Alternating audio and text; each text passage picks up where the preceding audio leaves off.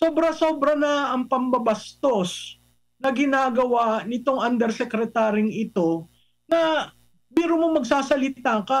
Ang tanong ko nga is that even allowed by the Presidential Communication Office to be saying those things?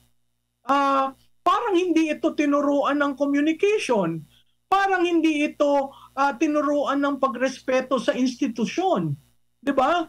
Ngayon, kung ang bardagulan is the official communication framing of this administration, huwag kayong magulat kung ang taong bayan ay magalit sa inyo. Kasi yung paglalagay sa kanya dyan, at lahat ng sinasabi niya since day one, hindi nga part ng hindi nga part ng news arc eh. Sinisingit at sinisingit niya ang linyang Duterte.